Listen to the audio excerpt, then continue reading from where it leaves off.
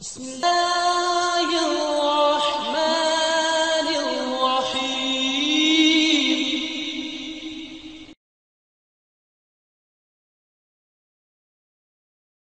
الحمد لله وكفى بعباده الذين اصطفى. سیرت صدیق رضی اللہ تعالی عنہ ایسا سمندر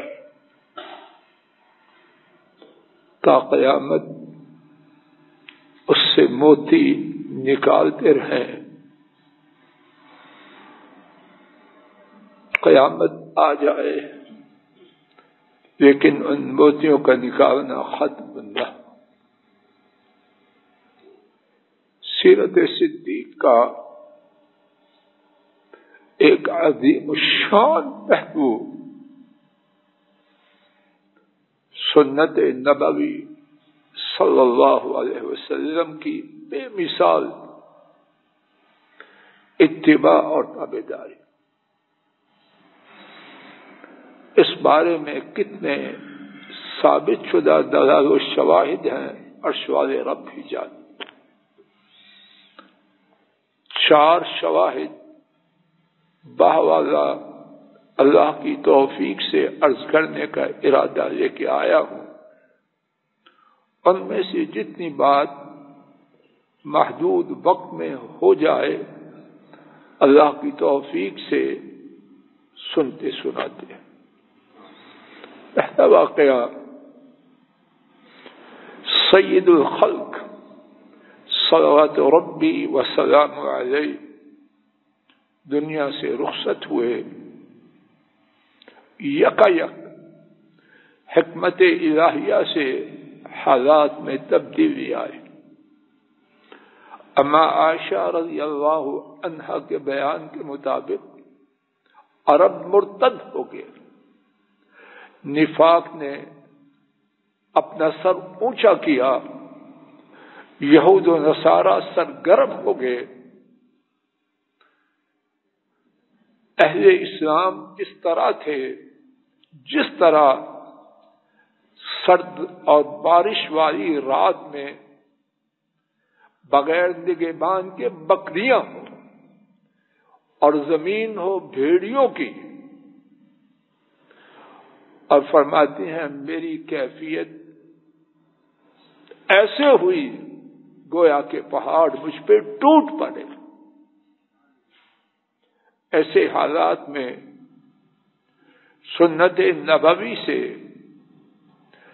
تعلق کے بارے میں عظیم آزمائش اہل اسلام کے لیے اور خصوصاً سیدنا صدیق اکبر رضی اللہ تعالی عنہ کے روبرو آئے۔ نبی محترم صلی اللہ علیہ وسلم نے سیدنا اسامہ رضی اللہ عنہ کی امارت میں ایک لشکر روانہ کرنے کا حکم دیا تھا اور اس کی تیاری بھی کروائی تھی۔ آپ کی شدید بیماری کی وجہ سے وہ لشکر مدینہ طیبہ سے باہر تھوڑے سے فاصلے پر رک گیا۔ حضرت صلی اللہ علیہ وسلم حکم الہی سے انتقال فرما گئے۔ حضرت صلی اللہ علیہ وسلم کی وفات کے تیسرے دن جناب صدیق نے حکم دیا لشکر اسامہ کا کوئی شخص مدینہ طیبہ میں نہ رہے، اپنے پڑاؤ کی جگہ جرف وہاں پہنچ جائے۔ مسلمان پریشان ہوئے کہ حالات بدل چکے ہیں، اب مسلمان چڑھائی کی مدینہ طیبہ سے نکل کر لشکر کشی کی پوزیشن میں نہیں، مرتدین اور دین کے دشمن اسلام کا معاذ اللہ نام و نشان مٹانے کے لیے مدینہ والوں کو تہس نہس کرنا چاہتے ہیں، اب مدینہ طیبہ اور اس کے لوگوں کی حفاظت اس کا معاملہ ہے۔ جناب صدیق رضی اللہ عنہ ان کی خدمت میں مسلمانوں کا پیغام پہنچا کہ اس لشکر کی روانگی کو مؤخر کیا جائے یا ملتوی کیا جائے۔ حضرات ائمہ طبری، خلیفہ بن خیاط اور ابن اسیر نے روایت کیا، جناب صدیق نے فرمایا اس ذات کی قسم جس کے ہاتھ میں ابو بکر کی جان ہے، اگر میں یہ گمان کروں درندے مجھے اچک لیں گے تو میں اسامہ کے لشکر کو اسی طرح روانہ کروں گا جیسے اللہ کے رسول صلی اللہ علیہ وسلم نے حکم دیا، اور اگر بستیوں میں میرے سوا کوئی رہ نہ جائے پھر بھی میں اس لشکر کو روانہ کروں گا۔ معاملہ اگرچہ ابو بکر نے یہ جواب دے دیا رضی اللہ عنہ، معاملہ بڑا سنگین تھا۔ اسامہ امیر لشکر، انہوں نے جرف سے مدینہ طیبہ اور مدینہ کے بزرگ صحابہ اور خواتین اور مدینہ والوں کی سلامتی کی خاطر واپس آنے کی اجازت طلب کرنے کے لیے پیغام بھیجا۔ امام طبری نے روایت کیا، جناب صدیق نے فرمایا اگر کتے اور بھیڑیے مجھے اچک کر لے جائیں پھر بھی میں اس فیصلہ کو نہ بدلوں گا جو فیصلہ رسول کریم صلی اللہ علیہ وسلم نے کیا۔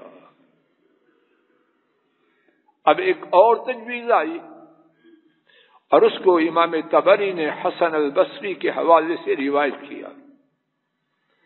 اس لشکر کے امیر سیدنا اسامہ تھے اور ان کی عمر اس وقت 20 سال تھی، اور بعض تاریخی روایات میں ان کی عمر 18 سال تھی۔ انصار نے جناب فاروق رضی اللہ عنہ کے ذریعے پیغام بھیجا کہ جناب صدیق سے التماس کی جائے اگر لشکر روانہ کرنا ہی ہے تو اسامہ کی بجائے کسی تجربہ کار معمر زیادہ عمر والے شخص کو اس کا امیر بنایا جائے۔ عمر فاروق رضی اللہ عنہ نے جناب صدیق کے روبرو یہ تجویز پیش کی۔ حسن البصری کی روایت میں ہے، توجہ فرمائیے، جناب صدیق تشریف فرما تھے، اچھل کے اٹھے، غصے کی شدت کی وجہ سے بیٹھنے پر قادر نہ رہے، اٹھے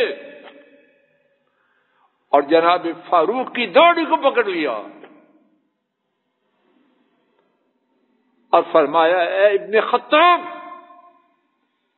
تیری ماں تجھے گم کر دے، یعنی تم مر جائے۔ استعملہ رسول اللہ صلی اللہ علیہ وسلم وتأمرنی ان اعزلہ، اللہ کے رسول صلی اللہ علیہ وسلم اسے امیر بنائے اور تو مجھے حکم دے کہ میں اس کو معزول کر کے کسی اور شخص کو امیر بناؤ۔ وہی کیا جو اللہ کے رسول صلی اللہ علیہ وسلم نے کیا اور اسی کو امیر بنایا جس کو اللہ کے رسول صلی اللہ علیہ وسلم نے امیر بنایا۔ اور پھر امام ابن اسیر نے نقل کیا، اسامہ رضی اللہ عنہ کو روانہ کر رہے ہیں اور ان کو وصیت کی کہ وہ کرنا جس کا حکم رسول کریم صلی اللہ علیہ وسلم نے دیا۔ اسی حوالے سے دوسرا واقعہ، دوسری مثال، امام مالک نے اپنی کتاب الموطا میں اور اسی طرح حضرات ائمہ ابو داؤد، ترمذی، ابن ماجہ اور بحقی چاروں نے اپنی اپنی کتابوں میں قبیصہ بن ذؤیب سے روایت کیا۔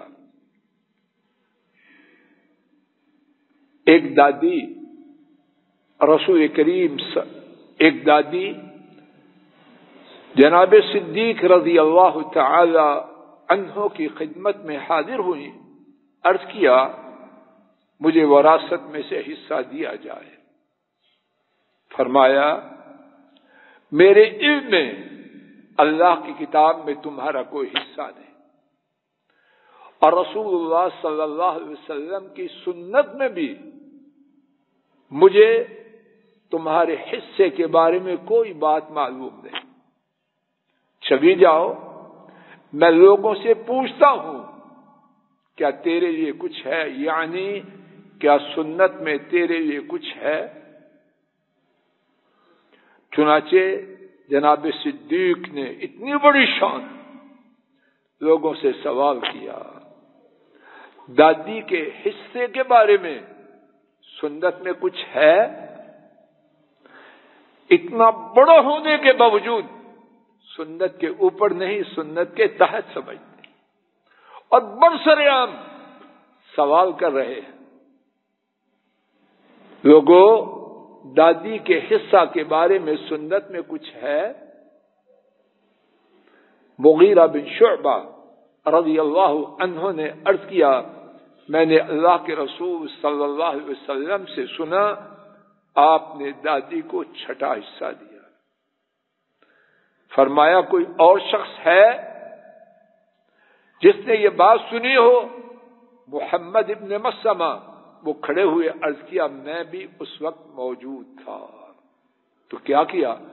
فَأَنْفَذَهُ لَهَا ابو بکر، ابو بکر نے رسول کریم صلی اللہ علیہ وسلم کا جو فیصلہ سنا اس کو نافذ کیا اور دادی کو چھٹا حصہ دینے کا حکم دیا۔ پہلے واقعہ میں خود اتباع کی، دوسرے واقعہ میں جب سنت کی خبر نہ تھی برسر عام لوگوں سے پوچھا اور جو سنت کی بات ملی اس پر عمل کی۔ تیسری مثال اور عجب مثال، فیصلہ فرماتے اور جہاں کہیں یہ خبر ملتی کہ ان کا فیصلہ سنت کے خلاف ہے، اپنے فیصلے کو یکسر برسر عام منسوخ کر دیتے۔ اور یہ کہنا آسان ہے، عمل کرنا چھوٹا سا آدمی، ہم سے چھوٹا کون ہوگا؟ اپنی بات کو چھوڑنا خوش نصیب آدمی چھوڑتے ہیں، عام آدمی ڈھونڈنا مشکل ہے۔ آئیے جناب صدیق کا ثابت شدہ واقعہ سنیے۔ حضرات ائمہ ابن ابی شیبہ، دارقطنی اور ابن حزم نے اسے روایت کیا۔ ابن ابی شیبہ اور دارقطنی نے قاسم سے اور ابن حزم نے ان کے باب محمد سے اس واقعہ کو روایت کیا۔ ابو بکر رضی اللہ تعالی عنہ ان کے پاس ایک چور آیا، انہوں نے حکم دیا اس کا پاؤں کاٹا جائے۔ جناب فاروق رضی اللہ عنہ اس موقع پر موجود تھے، فرمایا السنت ید، سنت یہ ہے کہ اس کا ہاتھ کاٹو۔ اور فاروق کون ہے؟ آج کی زبان میں رائٹ ہینڈ، سینئر منسٹر بھی کہتے ہیں۔ فوراً جناب فاروق نے کہا السنت ید، سنت ہاتھ ہے۔ بحقی کی روایت میں قدر تفصیل ہے، صفیہ بنت ابی عبید رحمہم اللہ انہوں نے روایت کیا، یہ چور، اس کا خلاصہ سن لیجیے، اس چور کی یہ تیسری چوری تھی۔ پہلی چوری میں ہاتھ کاٹا گیا، دوسری چوری میں قدم کاٹا گیا، اب تیسری چوری۔ جناب صدیق نے فرمایا اس کا دوسرا ہاتھ نہ کاٹا جائے، استنجا کرے، طہارت کرے، شخصی کام کرنے ہیں، چلو اس کا قدم کاٹ دیا۔ عمر فاروق رضی اللہ عنہ نے عرض کیا واللہ لتقطعن یدہ الاخری، اللہ کی قسم یقیناً تیسری چوری میں اس چور کا دوسرا ہاتھ کاٹا جائے گا۔ اب صدیقی فیصلہ ہے۔ کون ہے صدیق؟ جنت کے 8 دروازوں سے جن کو جنت میں داخلے کی فرمائش پہنچے گی، اور یہ بات وہ اپنے کانوں سے لسان نبوت سے سن چکے ہیں، اور ابھی ہم نے ان کے بارے میں جو سنا، جن کے احسانات، ان کے بارے میں اللہ کے نبی صلی اللہ علیہ وسلم نے فرمایا سب کے احسانات دے چکا، لیکن صدیق کا نہیں دے سکے۔ کیا کیا؟ ابو بکر فوراً اپنے فیصلے کو بدلا اور اس کا دوسرا ہاتھ کاٹنے کا حکم دیا۔ چوتھا اور آخری واقعہ،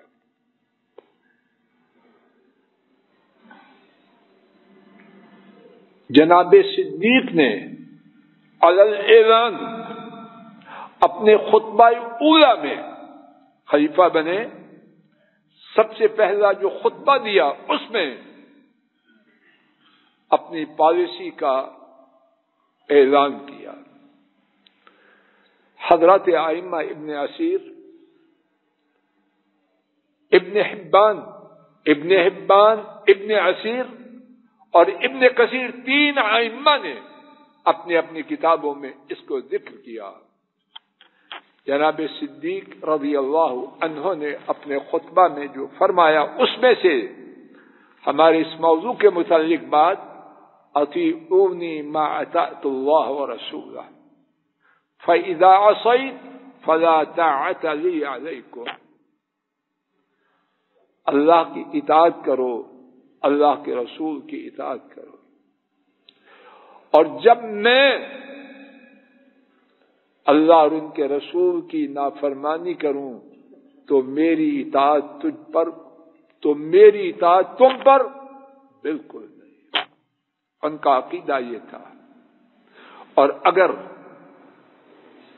محمد کریم صلی اللہ علیہ وسلم کے بعد کسی کی قرآن و سنت کے بعد بات ماننی ہوتی تو وہ کون تھے؟ اور انہوں نے کیا اعلان کیا؟ جہاں کہیں میری بات کتاب و سنت کے خلاف ہو تم پر میری اطاعت نہیں۔ رب کریم ان سے راضی ہوئے اور اللہ انہیں راضی کریں گے۔ اللہ کی ان پر اتنی رحمتیں ہوں جو اللہ کی شان کے شایع ہیں، اور اللہ کریم ہم ناکاروں نکموں کو اپنے فضل و کرم سے ان کے نقش قدم پہ چلائے۔ وآخر دعوانا ان الحمد للہ رب العالمین، الحمد للہ رب العالمین۔ السلام علیکم ورحمۃ اللہ۔ یہ ڈاکٹر فضل الہی صاحب کا آفیشیل یوٹیوب چینل ہے، اس کو لائک، سبسکرائب اور شیئر کریں اور بیل آئیکن پریس کریں تاکہ نئے آنے والی ویڈیوز کا نوٹیفیکیشن آپ کو موصول ہو سکے۔ جزاکم اللہ خیر۔